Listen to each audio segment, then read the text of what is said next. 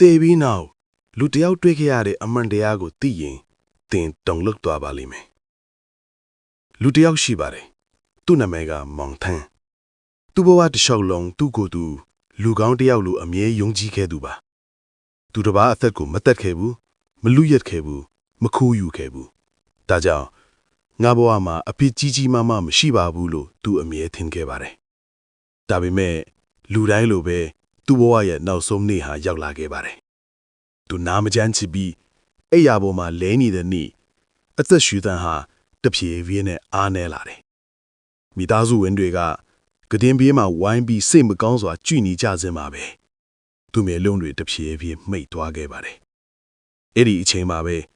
သူ့လုံးဝမထင်ထားတဲ့အရာတစ်ခုဖြစ်လာပါတယ်သူ့ခန္ဓာကိုယ်ကအိယာပေါ်မှာရှိနေသေးပေမဲ့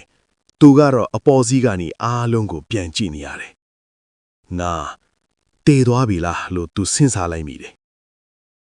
အဲ့ဒီခဏမှာပဲသူ့ရှိမှအလင်းတန်းတစ်ခုပေါ်လာတယ်အလင်းတဲကနေအတန်တန်ကြားလိုက်ရတယ်မောင်တန်းမင်းဘဝကိုပြန်ကြည့်ဖို့အချိန်ရောက်ပြီခဏအတွင်းမှာပဲသူ့ရှိမှရုပ်ရှင်ပြတယ်လို့မျိုးသူ့ဘဝတစ်လျှောက်ဖြစ်ခဲ့သမျှတွေတစ်ခုပြီးတစ်ခုပေါ်လာပါတယ်သူကလေးဘဝတုန်းကမိဘစကားကိုနားမထောင်ခဲ့တဲ့အချိန်တွေသူတစ်ပါးစိတ်နာကျင်အောင်စကားဆိုးတွေပြောဆိုခဲ့တဲ့နေ့တွေသူတယောက်တည်းပဲတည်ပြီးအခြားသူတွေမသိတဲ့အမားသေးသေးလေးတွေအားလုံးဟာတစ်ခုမကျန်ပေါ်လာပါတယ်အဲ့ဒီအချိန်မှာပဲသူသဘောပေါက်သွားတယ်အပြစ်ဆိုတာ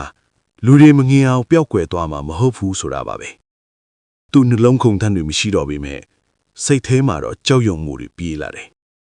သူအရင်လားထင်ခဲ့လာကအပြစ်ကြီးတွေမလုပ်ရင်အားလုံးအဆင်ပြေမယ်လို့ပါဒါပေမဲ့အမှန်တရားကတော့တင်းငယ်တဲ့အပြုအမူလေးတွေကကြီးမားတဲ့ရလဒ်တွေကိုဖြစ်စေနိုင်တာပါပဲသူတခါတော့ကစင်းရဲသားတယောက်ကိုကူညီခဲ့တာတွေလည်းပေါ်လာတယ်သူမိဘတွေကိုလေးလေးစားစားပြောခဲ့တဲ့စကားတစ်ခွန်းလည်းပေါ်လာတယ်အဲ့ဒီအချိန်မှာသူနားလည်သွားတယ်ကံတရားဆိုတာစာအုပ်မဟုတ်ပေမဲ့အရာအလုံးကိုအတီးအကျမှတ်တမ်းထားတဲ့အရာတစ်ခုပါနောက်ဆုံးမှာတော့အလင်းတွေကအတန်းကပြန်ပြောတယ်မင်းဘဝရဲ့ရလဒ်ကိုမင်းကိုယ်တိုင်ပဲဖန်တီးခဲ့တာပါအဲ့ဒီစကားကိုကြားလိုက်တဲ့အခါမောင်ထန်းစိတ်ထဲမှာတခုတည်းသာတောင်းတမိတယ်နောက်တစ်ခေါက်လောက်ပြန်ပြင်ခွင့်ရနိုင်မလားဒါပေမဲ့ဘဝဆိုလားပြန်ဆလို့ရတဲ့အခွင့်အရေးမရှိပါဘူးနောက်တစ်ခေါက်ဆိုလားအသက်ရှိနေသေးတဲ့အချိန်မှာပဲရနိုင်တာပါဒါကြောင့်ဒီဇလန်းကိုကြားနေရတဲ့တင်လုံနေတဲ့အရာတိုင်းတင်ပြောနေတဲ့စကားတိုင်းတင်စဉ်းစားနေတဲ့အတွေ့အတိုင်းဟာတင်ရဲ့အနာဂတ်ကိုတည်ဆောက်နေတာပါမမေ့ပါနဲ့တေပြီးမှသိရမယ့်အမှန်တရားကိုအသက်ရှိနေတုန်းသိလိုက်တာကအကြီးမားဆုံးကံကောင်းခြင်းပါပဲ